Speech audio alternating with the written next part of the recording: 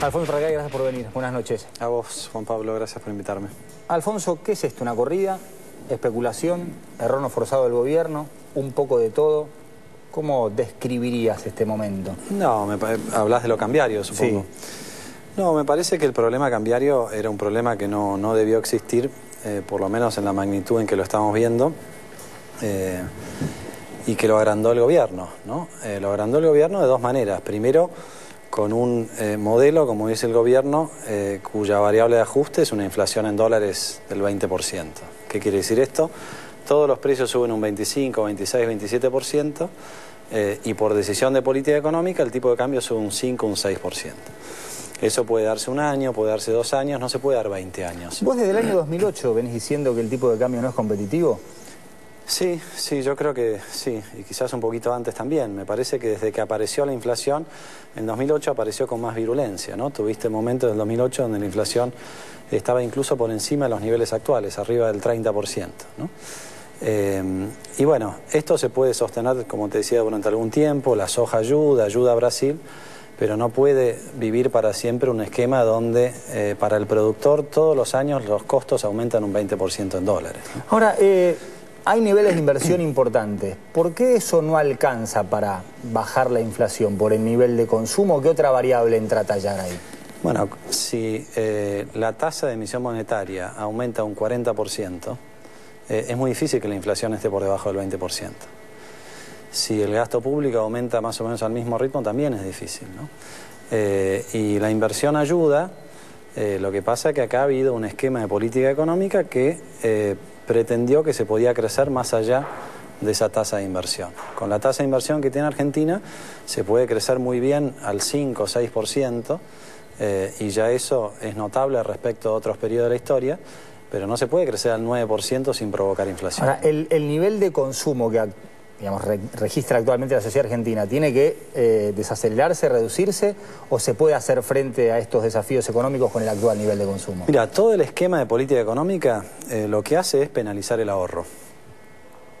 Entonces, el consumo es casi un consumo por obligación, porque la alternativa que es depositar en un banco que te pague una tasa de interés hasta hace 3 o 4 semanas del 10% cuando la inflación es del 25%, ¿no? Entonces, digamos, no es un esquema que favorezca al ahorro.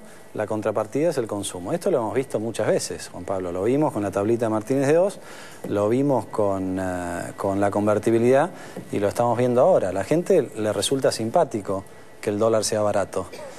Al consumidor le viene muy bien que el dólar sea barato. Pero a todos los demás, al sector productivo, al sector exportador, no le viene bien un dólar barato porque no puede competir contra el resto del mundo. Me pongo el traje del otro lado y te digo, una devaluación implica también una licuación del salario, o sea, ganás menos en dólares, con lo que eso implica. Pero te pones del otro lado y das vuelta al carro delante del caballo, digamos. Acá probablemente. El problema de fondo no es el tipo de cambio. Yo creo que el gobierno lo quiere plantear en esos términos porque está atrapado en una discusión en la que se metió solito, ¿no? Y una vez que se metió solito, agrandó el problema con estos controles que no hacen más que visibilizar el problema y no resolverlo. La cuestión de fondo acá es la inflación. El tipo de cambio es un resultado. Es efecto, no causa. Es efecto. De la misma manera que la noticia de hoy es empezar a levantar los subsidios. ¿Por qué están los subsidios? Porque todo sube menos las tarifas. Y para que las tarifas no suban hay que subsidiar al productor del servicio público, al proveedor del servicio público. Si no hubiera inflación, no habría subsidios. Y si no hubiera inflación, no habría un problema con el tipo de cambio. Entonces, sí, el problema de fondo es la inflación. El gobierno no puede resolver la inflación porque hace 4 años decidió negarla y usar las estadísticas oficiales para mentir a través de las estadísticas y decirle a la gente lo que la gente sabe, que no es cierto, que no hay inflación. Vos fuiste presidente del Banco Central. ¿Qué herramientas tiene el presidente del Central para combatir la inflación, para mandar mensajes desde ese lugar como autoridad monetaria? Mira, tiene muchas herramientas en tanto y en cuanto sea independiente y esté dispuesto a usar esas herramientas, ¿no? Convengamos que así sea. Y no convengamos que así sea, pues no es la realidad. Bueno, no, por eso, supongamos que así sea. A ver, por empezar, la presidenta del Banco Central está en comisión. Sí. Y puede ser muy amiga de la Presidenta de la Nación y también en algún momento puede dejar de ser amiga, ¿no? Es un funcionario que está a tiro de decreto, por lo tanto no es independiente. Si el día de mañana se le ocurriera a Mercedes Marcó del Pont, por ejemplo, en vez de emitir al 40% anual, emitir al 20% anual, bueno, alguien podría decir que Marcó del Pont no merece más estar en ese puesto. A nosotros nos tocó estar en el Banco Central en una coyuntura muchísimo más difícil que esta, Juan Pablo. Teníamos los bancos que no sabíamos si abrían al día siguiente, teníamos cuasimonedas, no funcionaba el mercado de cambio. ¿Qué más te tengo que explicar? Estábamos en default hasta con el Banco Mundial. Esa era una coyuntura difícil. Cuando nosotros asumimos, la inflación en el 2002 había cerrado en el 40%. La expectativa para el 2003 empezaba en 35% de inflación. Ahora, ¿qué hace un presidente del Banco Central? ¿Emite menos? ¿Marca la pauta? Bueno, hasta acá podemos... Pero déjame terminar el autobombo. Dale, dale, Entonces, tenés razón. La expectativa era del 40 o del 35% de inflación. Nosotros empezamos a hacer algunas cosas, prometimos lo que podíamos cumplir, lo fuimos cumpliendo. ¿Sabes cuánto fue la inflación en el 2003? 3,7%. ¿Y qué hiciste vos como presidente del Banco Central en ese momento? Básicamente, primero tuvimos control absoluto de la política monetaria, y absoluto significaba no solamente independencia política, sino también ponerse enfrente del Fondo Monetario, porque en ese momento también había que bancarse al Fondo Monetario, que nos decía, usted no puede bajar, usted no puede aumentar la cantidad de dinero, la tiene que bajar, usted tiene que cerrar bancos. Nosotros dijimos, no, nosotros vamos a hacer lo que creemos que hay que hacer, y lo revolucionario va a ser, le vamos a decir a la gente, mire, prometemos que de acá a 3 meses vamos a hacer estas 2 o 3 cosas, y a los 3 meses las cumplimos. Cuando llegamos a los 3 meses dijimos, bueno, dentro de 6 meses vamos a prometer esta meta monetaria, este objetivo de inflación, y así fuimos avanzando. Conforme la gente fue creyendo, y conforme hubo credibilidad, y conforme hubo apoyo también en la política fiscal en ese momento, porque no era solamente la política monetaria, las expectativas se fueron organizando. Hoy no se puede hacer esto, porque el gobierno perdió la credibilidad. Un gobierno que miente a través de los índices de inflación no puede ser creíble cuando te promete que va a bajar la inflación. Ahora, ni siquiera lo hace pues no reconoce que existe el problema, entonces imagínate. Cristina acaba de ganar con el 54%. No siempre la victoria da derechos y hay un montón de cosas que se explican más allá de los números. No te voy a preguntar a qué lo atribuís, sino si el votante registra todo eso, si hace falta que lo registre o realmente compara. Me fue mejor en estos 4 años, entonces voto a la presidenta en este caso que estuvo al frente de este periodo en el que me fue mejor. La verdad que no sabemos bien cuál es la explicación, pero lo hemos visto más de una vez en la historia. El votante está en todo su derecho de querer que siga la fiesta. Esa es la realidad. O sea, si hay un buen momento de consumo, bueno, la sociedad argentina y otras sociedades cuando pasó eso votaron por continuidad. ¿Olés a un fin de fiesta sin ser apocalíptico, digamos, o sí? Yo creo que la fiesta no dura para siempre. Si estamos cerca o lejos del fin depende exclusivamente de la cantidad de errores que decida cometer el gobierno de ahora en más. Esta semana no fue muy auspiciosa desde el punto de vista del tipo de cambio. Ojalá que eso cambie. Menem ganó con el 50 y pico % de los votos, no nos olvidemos de eso. Ahora tenés que hacer un esfuerzo sobrehumano para encontrar un menemista en algún lugar. Ahora, ¿por qué el tema de la inflación no tiene impacto electoral? Porque el que protesta consume igual, dice, uy, qué caro que está, pero paga igual, porque tiene el poder adquisitivo para hacerlo. Son estas preguntas que no nos podemos responder. Evidentemente la inflación tiene un impacto sobre una cantidad de sectores y una cantidad de variables,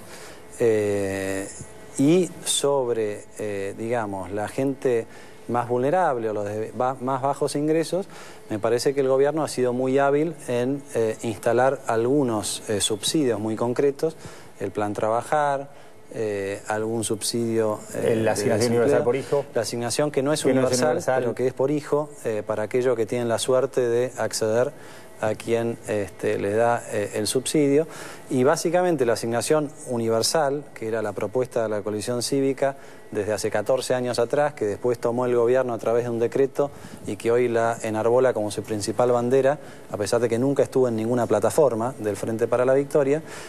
Yo creo que eso funcionó en la práctica como una cobertura frente a la inflación. ¿Le reconoces algún acierto al gobierno?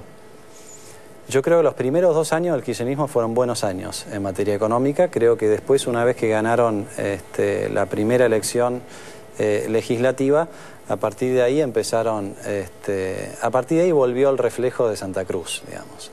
Y yo lo lamento mucho porque creo que había una gran oportunidad, Argentina todavía tiene esa gran oportunidad de intentar lo que nunca tuvimos desde Frondizi, que es un programa de desarrollo en serio, digamos. Ese programa hoy no lo tenés. Si vos mirás la gestión de Cristina Kirchner y te olvidás del INDEC y mirás los números de la realidad, prácticamente no subieron los salarios reales, la pobreza es casi la misma que en octubre del 2007, desapareció el superávit fiscal, desapareció el superávit comercial, cayeron las reservas y todo esto era innecesario. Como era innecesario también tener un cuasi feriado cambiario con 47.000 millones de dólares de reservas en el Banco Central. Recién te hablaba del 54%, ahora te hablo del 1,88%. Volvemos a que el número no siempre explica nuestro, todo. para que la gente lo sepa. Exactamente. Digamos, ¿no? Ya estamos casi fuera del mapa, así que hay que aclarar. Pero más allá de tomárselo en broma, ¿sentís que aún hay legitimidad para esto? ¿O que el resultado del 23 de octubre, no digo que lo descalifica, pero sí los aparta? Bueno, mire, ustedes mucho no pueden hablar porque sacan 1,88, que puede ser una explicación hasta peyorativa y con cierto desprecio de lo que pasó. A ver, si esa fuera la explicación no nos afecta, digamos. Nosotros seguimos creyendo en los valores que defendemos y en las propuestas que empujamos. Y nos pone muy contentos ver cómo a veces el gobierno pone en marcha nuestras propuestas. La asignación por hijo, lo de los subsidios, hace cuánto tiempo que venimos diciendo que es inadmisible que Argentina gaste 8 veces más en subsidiar el consumo de los ricos que en la asignación por hijo, ¿no? ¿Y admitís algún error de la coalición cívica? Sí, por supuesto que cometimos muchos errores, por supuesto que cometimos muchos errores y los estamos evaluando, pero la verdad que realmente es irrelevante, Juan Pablo, porque nosotros somos el 1,88%, la gente decidió que eso fuera así, y bueno, ahora vendrá el momento en que nosotros nos vamos a recomponer y vamos a ver de qué manera conectamos con la sociedad. Yo estoy convencido que lo que nosotros le ofrecemos a la sociedad son valores que la sociedad valora, valga la redundancia. La honestidad, decir la verdad, que no está bien robar, que no está bien mentir.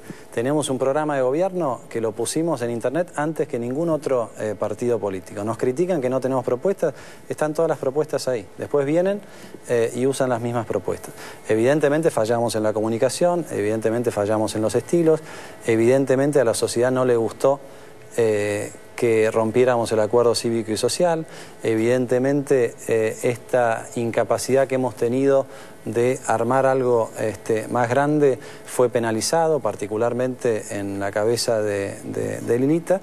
Bueno, todas estas cosas las estamos procesando y las vamos a trabajar. Ahora, yo sigo creyendo lo mismo, aunque tenga el 23% de los votos, como tuvimos en el 2007, siendo la segunda fuerza, o que tengamos el 2%. Que robar está mal con el 2% o con el 54% de los votos, no tengo ninguna duda, ¿no? Y que el 54% de los votos no da razones, sino que da más obligaciones, también sé que es así. Irigoyen ganó con el 62% de los votos, De la Rúa ganó con el 51% de los votos, Menem ganó con el 51% de los votos su reelección, digamos. Sería un grave error si el gobierno pensara que tener más del 50% de los votos es un cheque en blanco durante 4 años.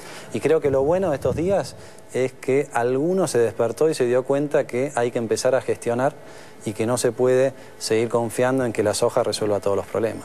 Alfonso, gracias por haber venido. Gracias Buenas a vos, noches. Juan Pablo. Nosotros enseguida regresamos con otra versión, la de Alejandro Banoli y la Comisión Nacional de Valores. Ya regresamos.